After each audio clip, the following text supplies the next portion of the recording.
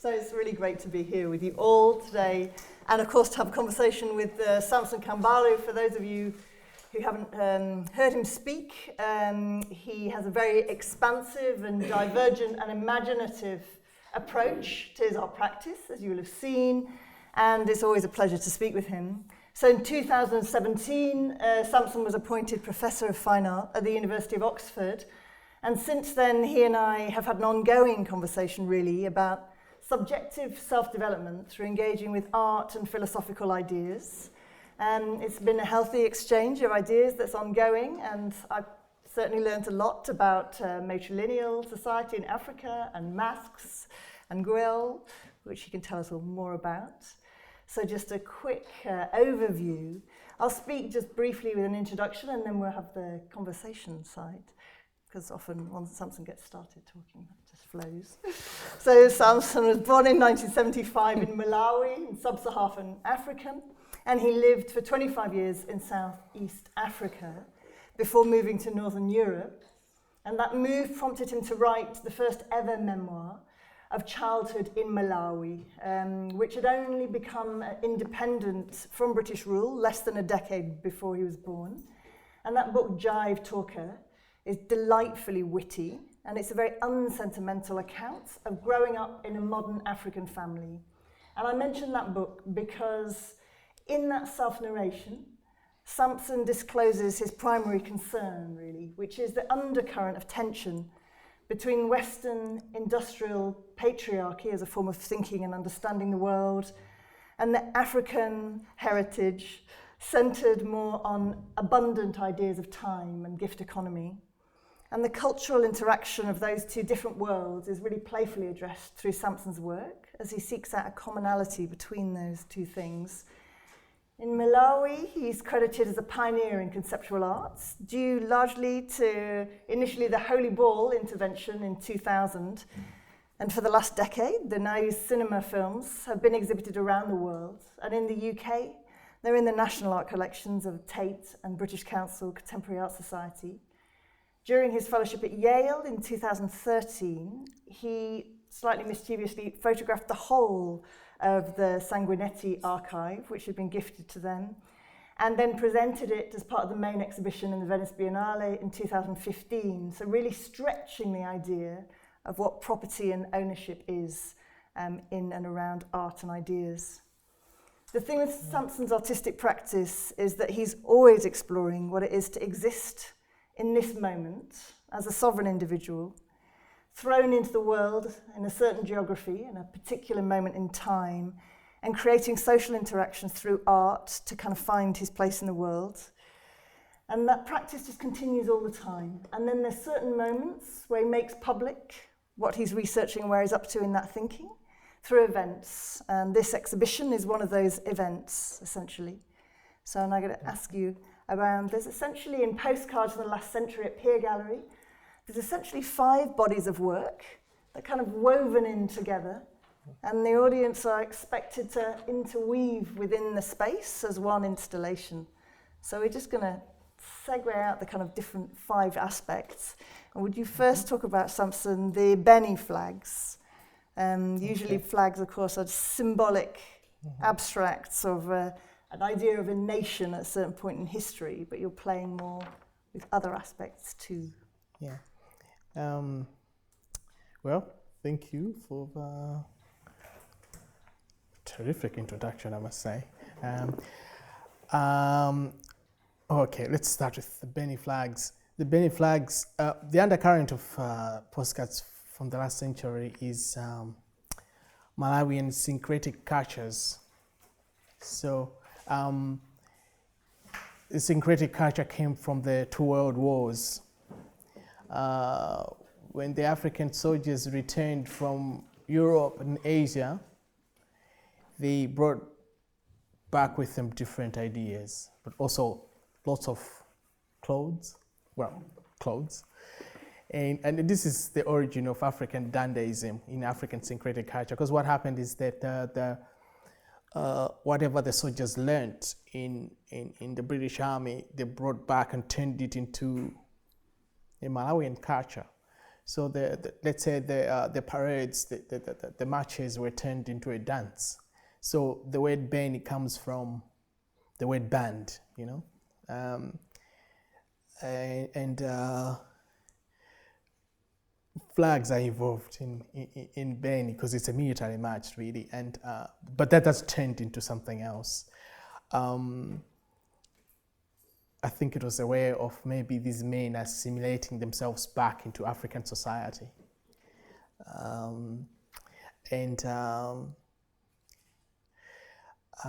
But what strikes you about Malawian syncretic culture is its kind of irreverence of British military discipline and even Western culture. Syncretic culture, such as Beni, is one of them. There's also another dance called Malipenga, and then there's another called Mganda. They were at the forefront of kind of colonial resistance, you know. And when the soldiers started doing this in the villages, turning military parades into dances, the British government did protest. They tried to stop it, but it didn't work. It really mobilized the grassroots. And so these dances, along with the emergence of African dandyism, were, you know, they've always been at the forefront of African politics. I don't know, so I call these flags Beni because, yes, they were inspired by that culture. There's an aspect of parody and performance within the Beni videos. You can see online still some of these films. They're really amazing in terms of this use of occupying the space, essentially, of taking a kind of parody and performance and play in a very particular way. And the flags as objects as you have them in Pier, would you talk a bit about those abstract works and how you're playing with ideas of nationalism with those flags? Yes, I think the thing that strikes you about a certain philosophy that I'm coming from in Malawi is the Nyau culture. And the thing that's, I think Nyau now, the masculine tradition is part of the UNESCO World Heritage. So, but what's striking about it is that it's prehistoric, I think. You know, the Nyau philosophy is even older than the concept of God, because in the Nyau masking tradition, even God is parodied, kind of. He comes as a character on the scene. Tunga, you know, he comes as this huge snake. Anyway, it's a long story, but it's what's called animatic philosophy. It's a philosophy that developed from the observation of the work of energy, you know? It's a philosophy of excess, actually. And Nyau has always been at loggerheads with later religions that developed among Malawians. The religions of God, Chisumpi as it's called, and also the idea of centralized governance, you know? So where there's masking, chief hate that. Priests hate masks and chiefs hate masks because the mask is something grassroots. It's really very much to do with what it means to be a human. Flags belong to certain structures, symbolic structures of power. But the difference is that in my flags, the flags are temporal. You know, they are made by crushing together different flags. And they are rhythmic, they are transitional, and this is the opposite of what normal flags do. But it's a Nyau movement, you know. Nyau is very closer to time, to the temporal, than it is to the symbolic world. And there's something subversive about that, in that there's an innate cosmopolitanism in Nyau, you know. It's a very cosmopolitan thinking. So this is how I react as a Malawian traveling. Is that I wish there was every country only lasted a moment, you know. So, and this is what's happening. So this juxtaposition of temporal flags versus symbolic ones. Yeah. Great. And would you talk a bit about Nyau cinema as well? Because there's 10 films that are made largely in the Black Forest. in the Peer exhibition. But you've been making this form of films by your own set of rules for about 10 years now.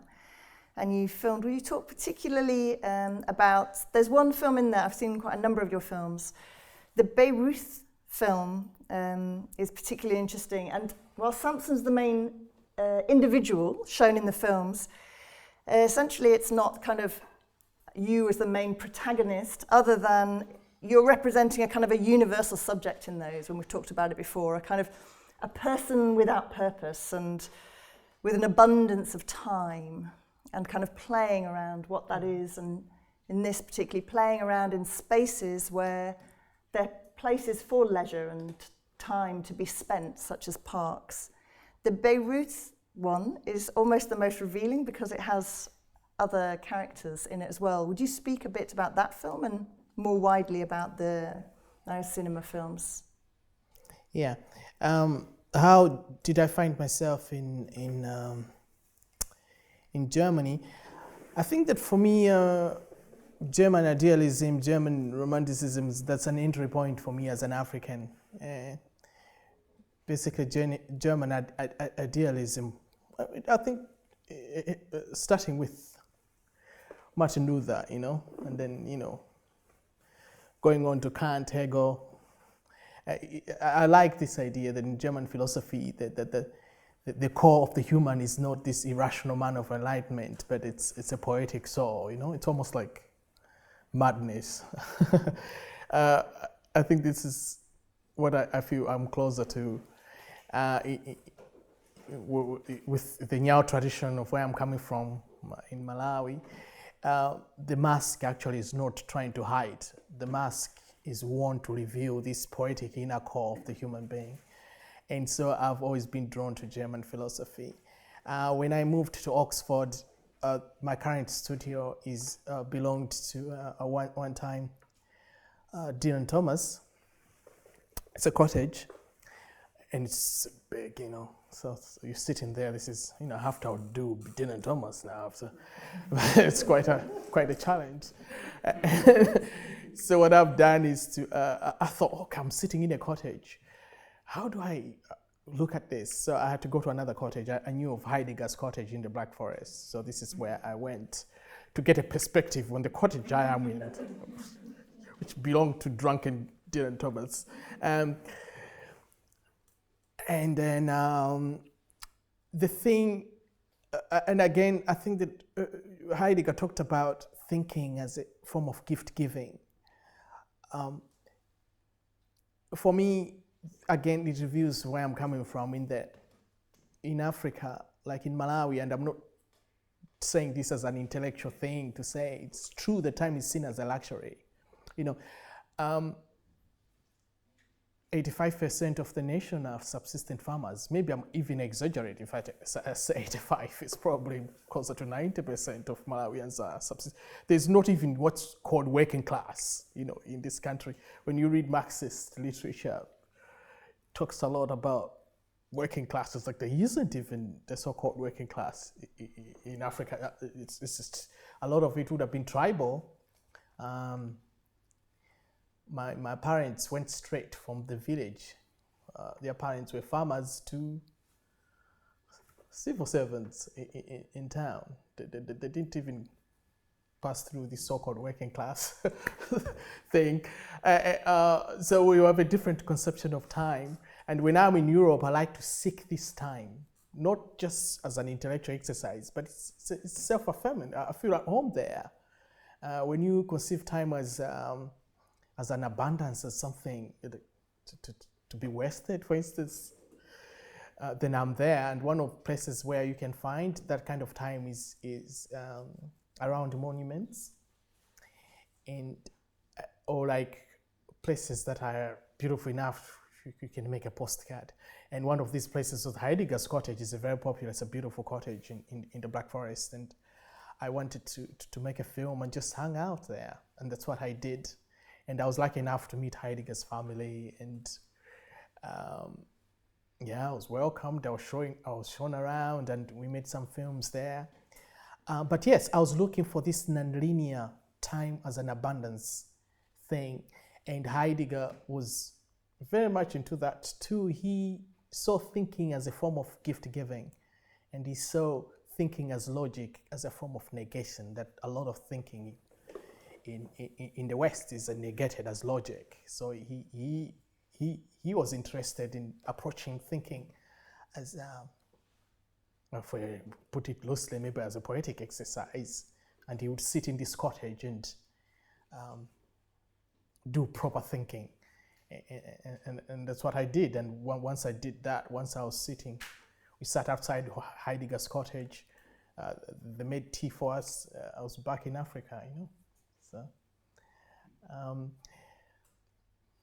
from that time that you spent with the family in the cottage, there's 2 text pieces in the Peer exhibition as well. That's another component.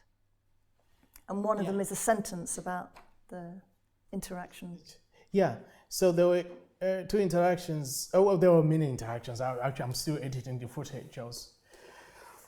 But one incident was that there's a child there, the great-granddaughter of Heidegger, who sees me filming there, and suddenly she puts her finger in the crevice on the side of of Heidegger's table, the famous Heidegger tea table or picnic table, and called us to have a look, and she just put her finger on the side of the table. I like that moment because I think that she had realized what I was doing, So I thought that was a Nyao moment. Another moment is that I was able to walk towards this cottage and disappear into the cottage without opening it. And so I made a film where I just walk towards the house and disappear and come out the other side of the house, in the side of the wall. But that's the thing about history, is that for me, history is what is animating my films. My films adopt a certain aesthetic that's inspired by early film. And the cut is very... Before I called in my films, Nyao Cinema, I used to call them the Cut Republic, because it's just this chop. It's a chop that I use to make my flags. I don't do much to make the flags. It's just a simple cut. And also, my films are made by chopping up the footage and rearranging it into patterns. And for me, that chop is history. So that's why I like to go to places that are loaded with history, because then it's the history that animates, that decides on what patterns my films should take. And when I was there, the cottage was really responsible for moving my films. And of course, the connection there seems to be far-fetched, but actually a lot of my uncles and grandparents fought the Germans in North Africa, in Europe. It sounds like, why are you happening in sitting with Heidegger's family? But we had a discussion about the wars, but even that cottage, even the Black Forest, animates my history as an African. If you look at my films carefully, you can start to work out on detail. But that's the first thing. And would you talk a bit about, you've spoken before about the films. Obviously there's a kind of Buster Keaton, Charlie Chaplin aspect to that absurdism that's in itself an observation on life. You've talked before about your experience with your brother of going to see films. Would you talk a little bit about how films were shown when you were a child as public events? Yeah. So when I was growing up in Malawi, it grew up under the dictator, Banda. And censorship was big, a lot of the films that we saw were heavily censored. That's one. But the other thing is that simply the projectionists were looking for a certain sense of time.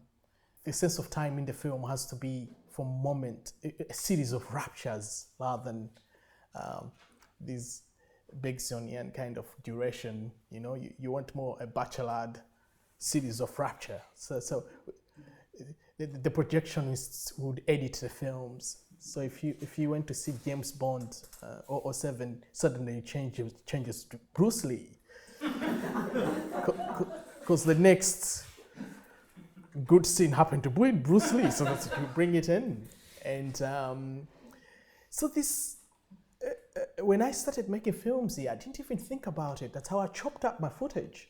I speeded up things that I didn't like, or things make more interesting, and simply did them that way because this form of film was just what I saw in my childhood. So much so that the breaking down of film was part of the art of the projectionist. He would load the film and then he would put the button on and then it would show and then it would fall to the ground and he would pick it up, load it again. And this, I just remember, and a good projectionist would make the breaking down of film part of his art. And this is what I do too, is the functionality of film is part of the Nyao cinema practice. We used to call this form of film Nyao cinema. And it was mainly used, shown in church halls, like there was a famous one in Blantyre where I grew up to, it was called the St. Pius. And for me, I think film had come to replace masking, where the movie star becomes the mask. And so that's how I see film, that's how I knew of this aesthetic, but I was only able to do it the first time I got my MacBook Pro. I thought, wow, I could easily travel in time. So once I got that computer, I almost at once rediscovered Nyao cinema. It's like going back in time. Yeah. And also you were saying about how you make some of those films, when we've chatted in the past, in terms of inviting people into the process, either of filming, and with the film Beirut that's in the Pier exhibition as well. The little girl who starts to, encouraged by your playfulness, starts to just do what she thinks is the right thing to do as well, which is to kind of play and climb on that horse's head sculpture. And would you talk a bit about the social interactions that are outside of the frame usually, and usually this is the first time you've had some of that social interaction you've left in the edit? Yeah, I think it's also the first time that I filmed the films on my own. I used a tripod because I wanted to get this postcard effect, and but usually my films are filmed by strangers. That's the whole point, is that I go to a place loaded with history, with a camera in my pocket. I use a digital camera, I don't use my phone. But I need something with a lot of meat in it.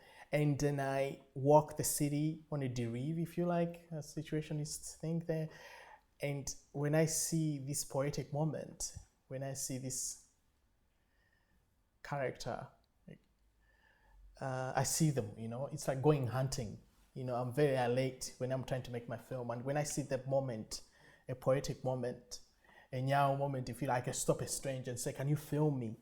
So I start performing, trying to realize what I have seen in my, vision.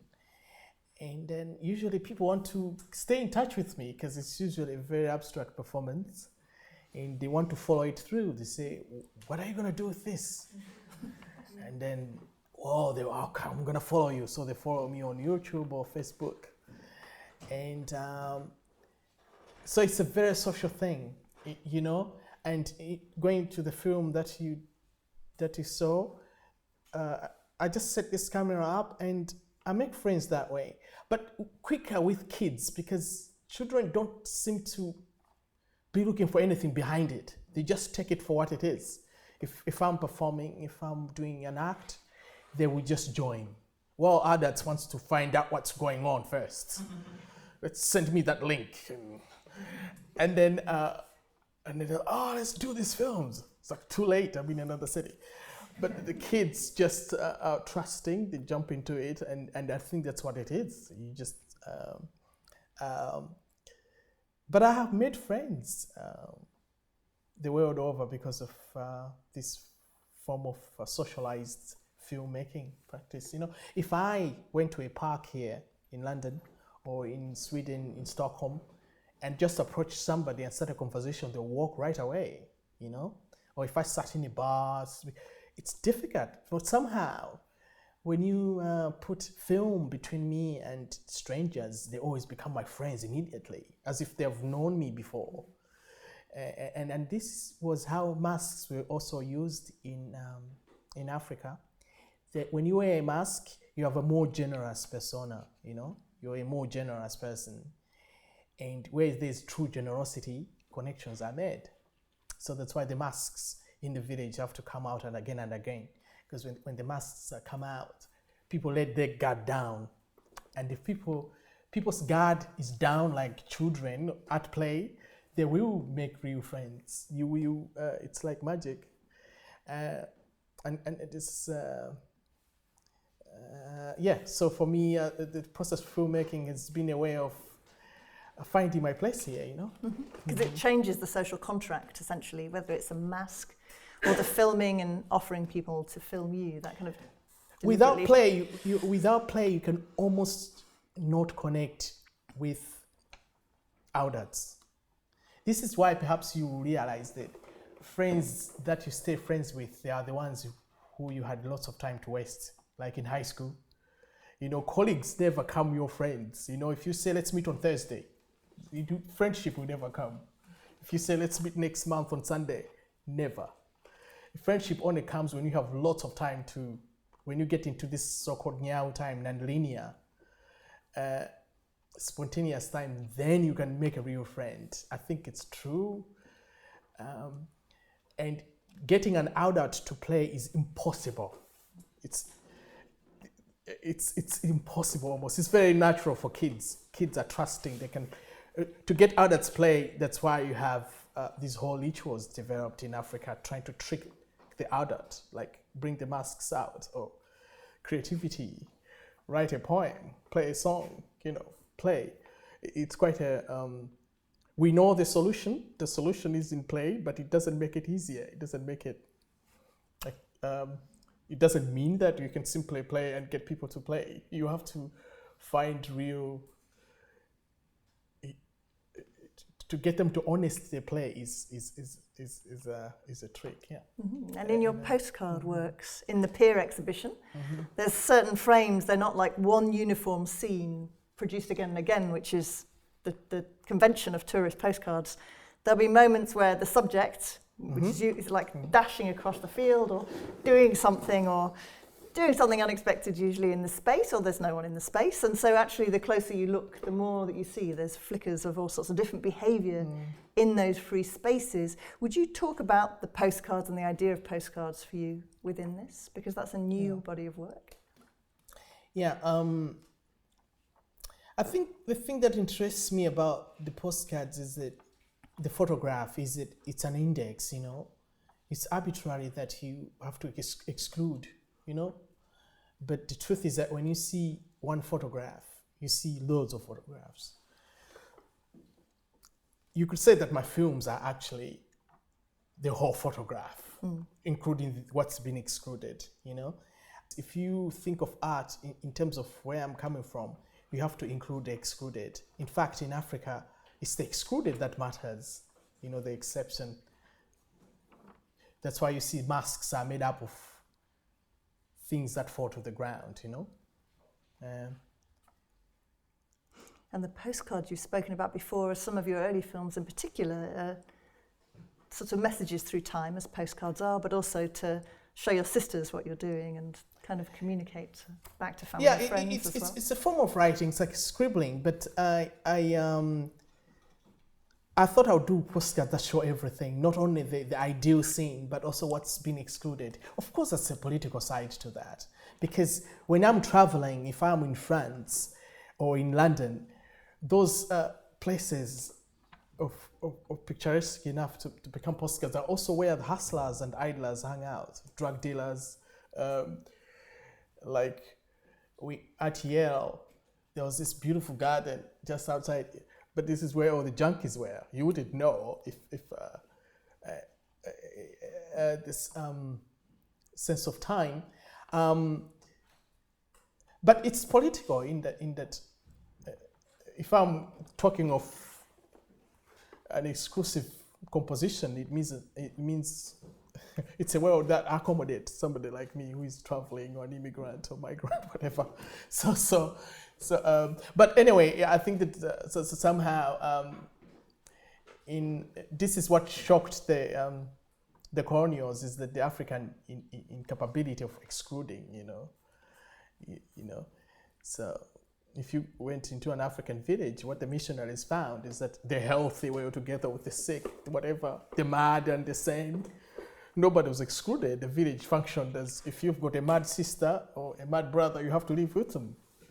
If your parents are too old, you have to live with it. You don't ship them out. So it's quite a challenge. But I think we are of course adopting these methods of exclusion in Africa now. But I think there's a certain romance in living with the exception. It's in Nyao, definitely you live with the exception. In fact, the Nyao philosophy is competitive suffering. There's the villages compete to see who can suffer the most and still ascend to life. It's a sport in Africa. So God, you lost 10 kids and you still have a smile. You lost your hand, you lost all your teeth, and you still can master the biggest smile. And people wear their suffering like a badge. It's a possible philosophy, a philosophy that embraces suffering rather than exclude it. And that's what is insinuated by including all these things that are supposed to be rejected and put at the door.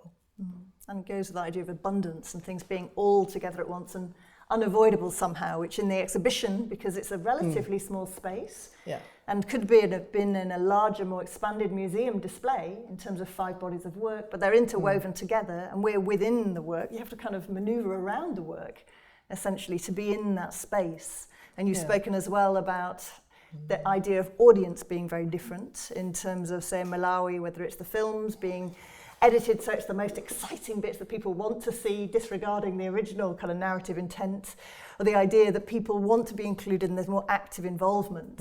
And whilst this work isn't participatory, so to speak, the idea is the exhibition is with people as they're in the space all together. These are deeply philosophical. There is this element, the other heritage that what we have is the Christian element, basically, before Christianity comes on the scene, this is controversial. There is the imperial Rome, basically, that believes in the whole, which is the excluded, the whole at the expense of, the exception. And then you have the Jewish culture, if you like, that's built on the exception. So Christianity brings the whole and the exception together. The exception lives together with the whole. And I think that's the politics of Nyao too, traditionally. Of course, in Africa, the chiefs are always trying to exclude.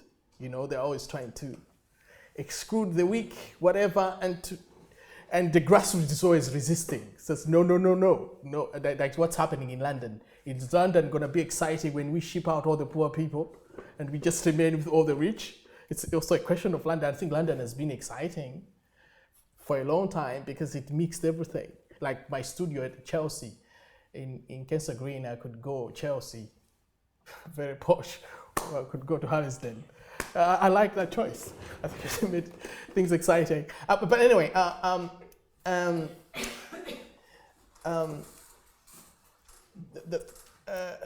this is the politics in that the work that you see in the show could be shown differently.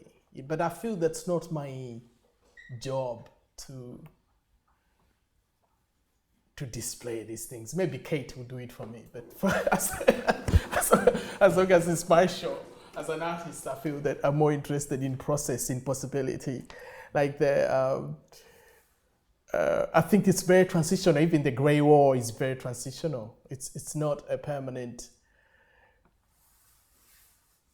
war. I don't know. I see it more like a moment behind the flags, and then you have to imagine that maybe the war goes back to white, or it's very Yeah, I'm definitely fighting against the classical mode of presentation. Yeah, and again, it's something political about it. Yeah. And with your work being very much an art practice that's essentially a research and working through over time different areas of research, there's a number of figures in the space as well, kind of with the audience, and those figures are actually part of your visual research that you're doing into history within Malawi, and those images are actually from the Western Library in Oxford. Would you talk a bit about those figures, both the Ecce Homo on the windows and also the figures that are in the space in terms of their steps? Yeah, so Ecce Homo, I think I've touched on the theme of Christianity, and again, Christianity was embraced in Africa because we see Jesus as a Nyao figure. You know, St. Paul has a very good interpretation of what Christ means. He says Christ is important because he's died and he's resurrected. It's simply that movement. For me, it's a Nyao movement. It's almost like a film, you know. Christ dies and the next moment is up. That's a Nyao movement. That's a movement of my film, you know. You have to be happy enough that it moves at all. You have to be happy enough, because that's a Nyao movement, in my opinion. It alludes to this kind of eternal immanence. In psychoanalysis, maybe the so-called death drive, you know, the all-equalizing force, you know.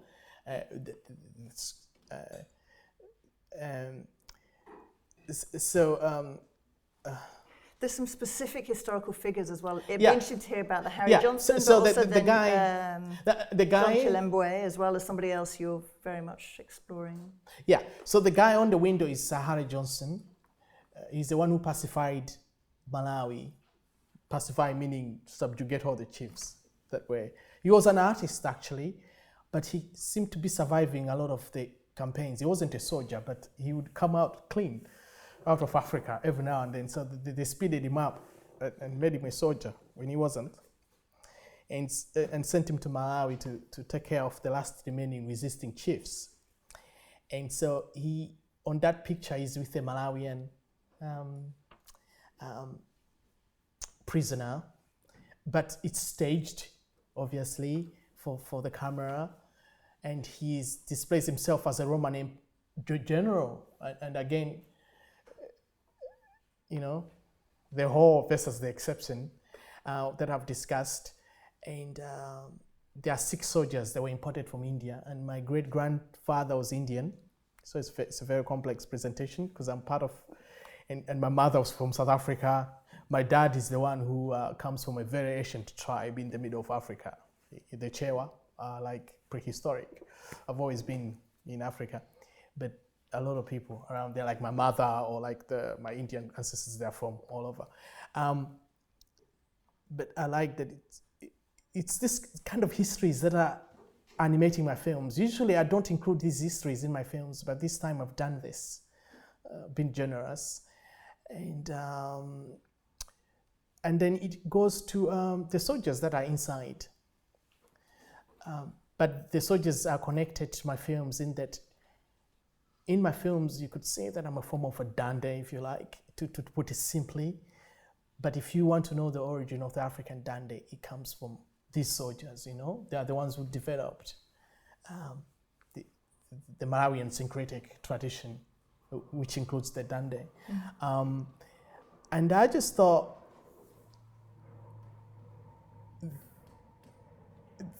these soldiers contextualize what I'm trying to do.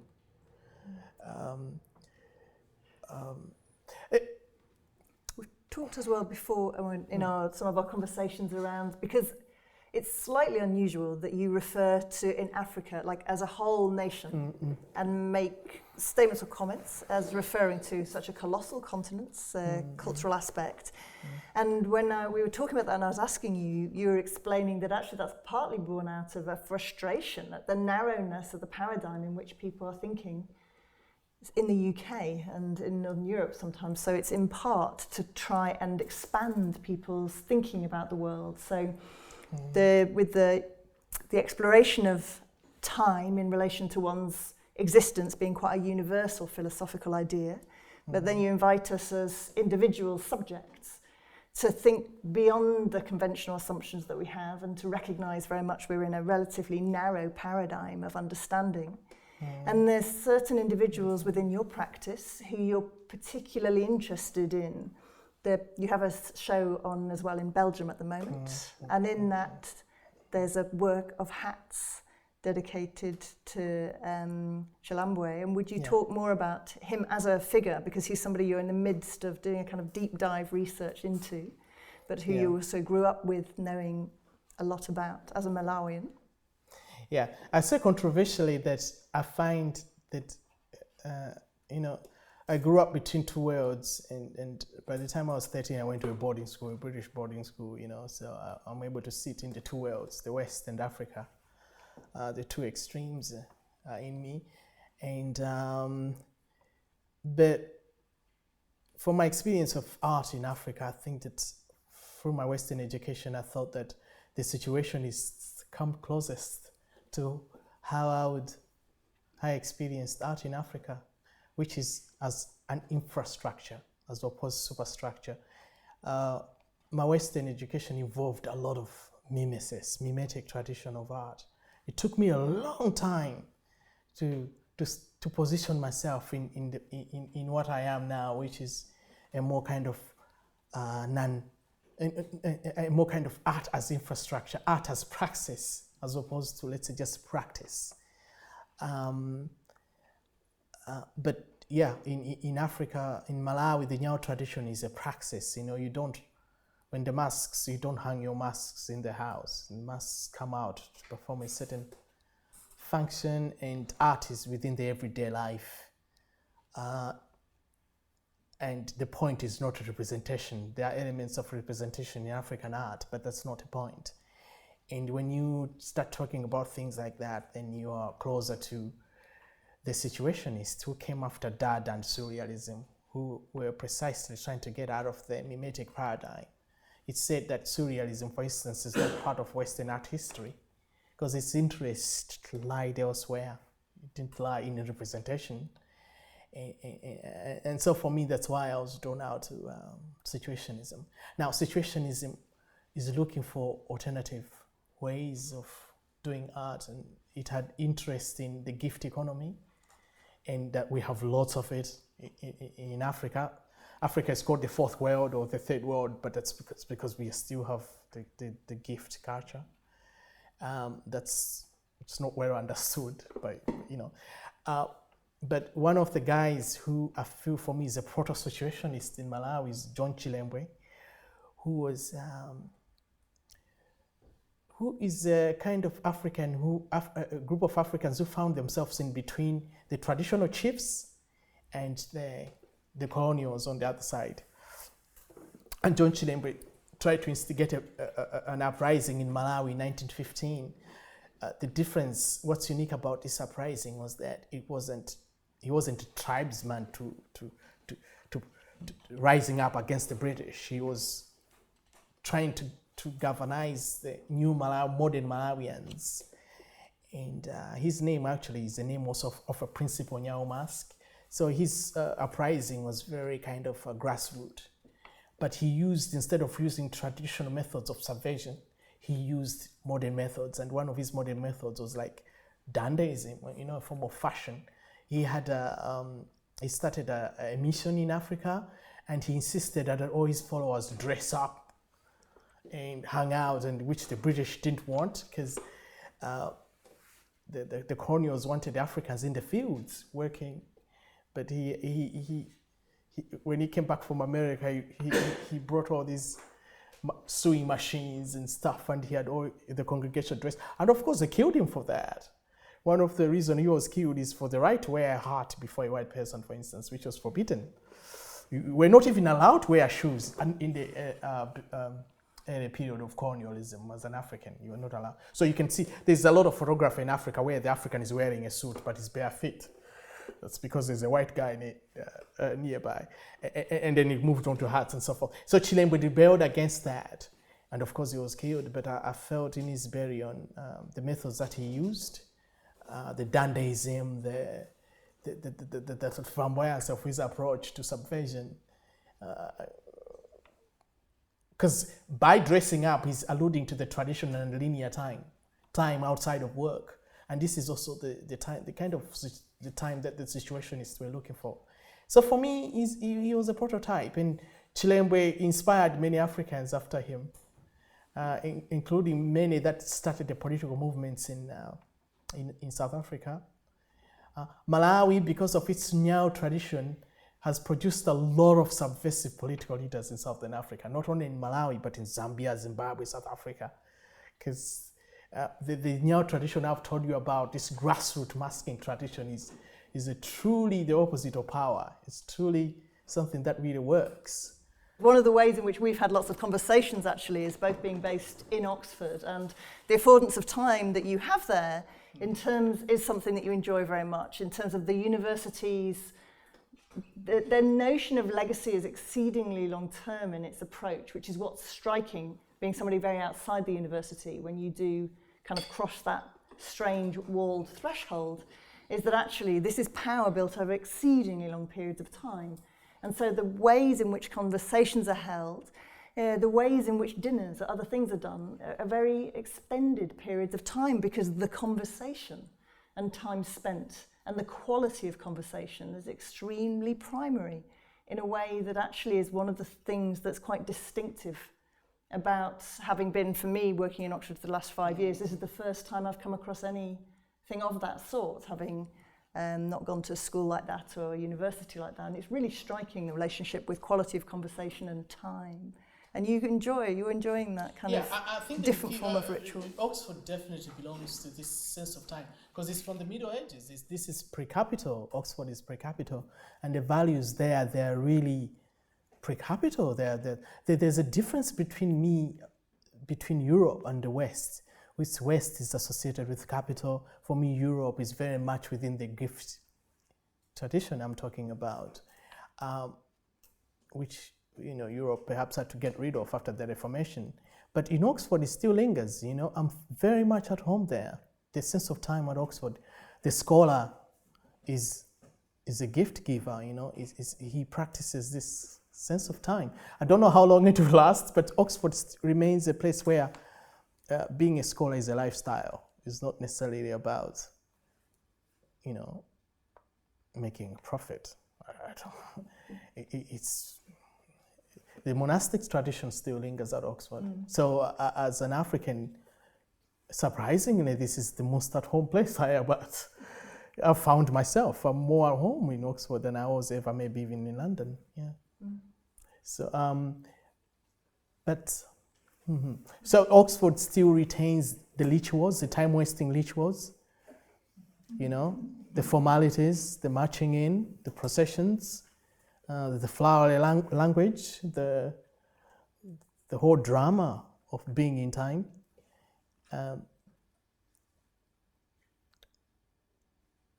That's Africa, ironically. Yeah. So, and when I say Africa, we say when people say, "Oh, but Africa is huge," just like, well, the general economy of most of Africa is the same. In as much as, then you also don't have a right to say Europe, because Europeans are different. The Germans are different from the French, and the French are different from the English. But that's, the longer you stay here, you realize that actually Europeans are very different. But there's a general economy, and the same in Africa. Fine, people may be different from tribe to tribe, but there's a general economy. And one of the things that really unites the tribes in Southern Africa is this conception of time. Time as non-linear, time as an abundance, time as a luxury. There's lots of time, don't worry about it. And it's funny that when I was 13, a lot of my teachers were British, or all of them, European at least. They would say, "Quick, what do you want? Say it quickly." So the faster you were, the more direct, the more they saw you as good. Well, with my parents, if you went back home or in the villages with my grandparents, the more direct you are, the more you don't try to waste their time. They'll see it rude. It's almost like very rude.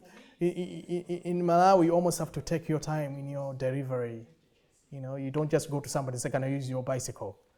You spend 30 minutes trying to nest your way into. So we're going to stop and say thanks so much for coming. It's been a pleasure.